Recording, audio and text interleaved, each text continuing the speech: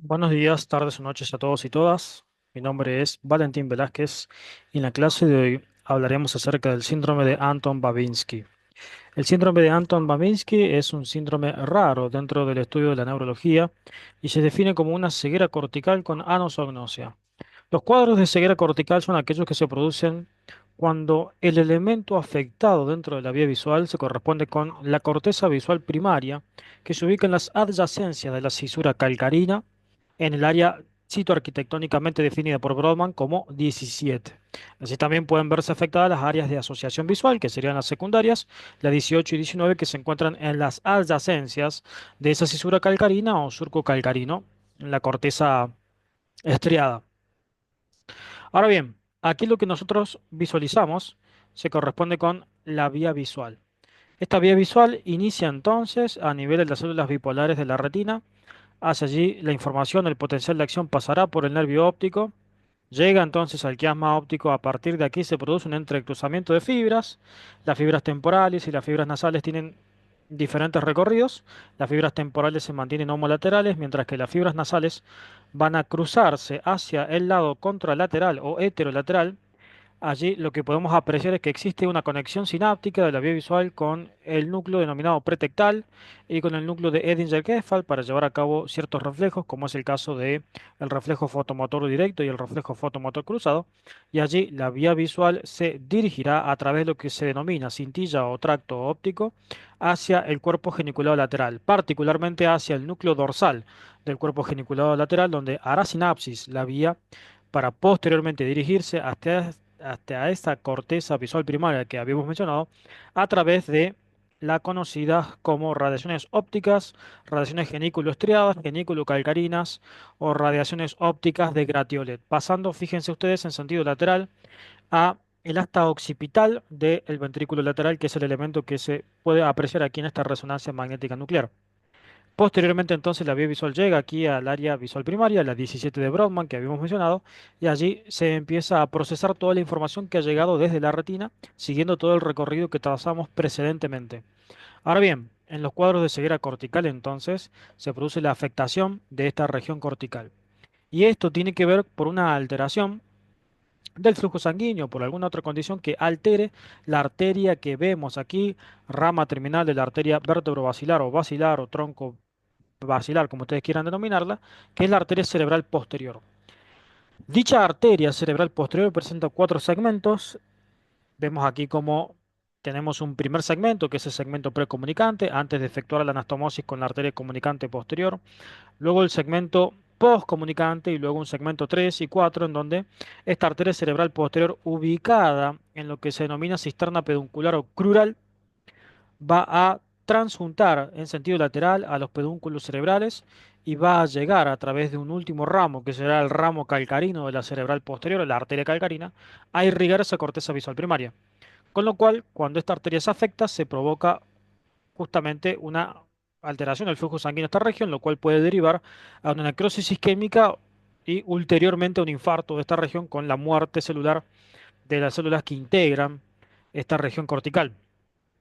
Es entonces que aquí se produce la ceguera cortical, con lo cual el paciente tendrá ceguera bilateral, es decir, ambos ojos no podrán percibir la información, es decir, el paciente no podrá tener el sentido de la vista, producto de que la región cortical de procesamiento de la información de la vía visual se encuentra afectado. Es decir, los demás elementos de la vía visual están completamente indemnes. Lo que está afectado es la corteza cerebral. Esto define a una ceguera como ceguera cortical.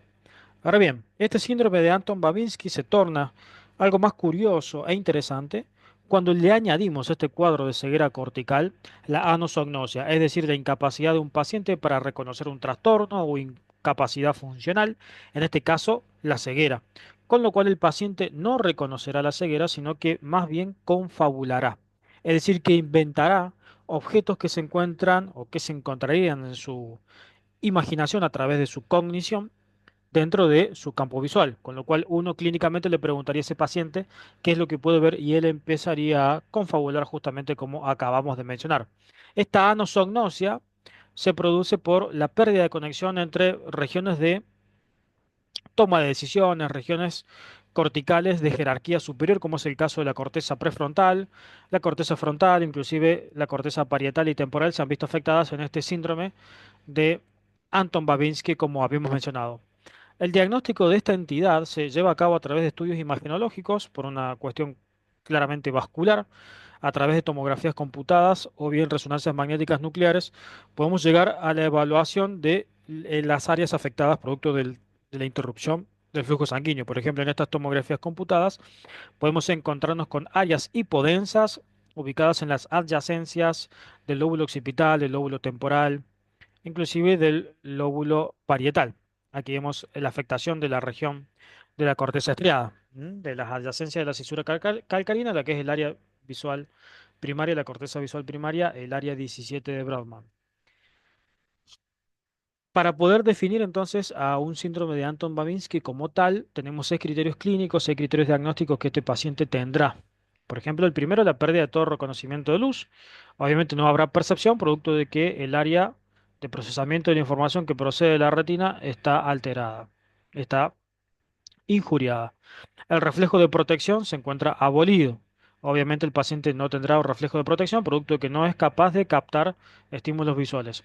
Los reflejos de acomodación se encuentran conservados, se encuentran indemnes, y esto tiene que ver con lo que habíamos mencionado anteriormente, que aquí el quiasma óptico a través de diferentes fibras axonales hacia sinápsico en el núcleo pretectal y el núcleo de Edinger-Gefal, que actualmente por terminología anatómica internacional recibe el nombre de núcleo accesorio del nervio 3, del nervio oculomotor o núcleo parasimpático accesorio del nervio 3, es entonces que cuando uno impacte con una fuente lumínica alguna de las pupilas del paciente tendrá los reflejos de acomodación. El fondo de ojo será normal. Hay preservación de movimientos oculares porque los músculos de la motilidad ocular extrínseca son totalmente ajenos a esta vía visual y ajenos a esta irrigación de la corteza visual primaria. Y no hay presencia de demencia o compromiso severo de la memoria, es decir, cognitivamente el paciente se encuentra normal, totalmente normal. Muy bien, pues entonces en conclusión definimos al síndrome de Anton Babinski como una entidad clínicamente rara, poco frecuente, que se define como una ceguera cortical acompañada de anosognosia.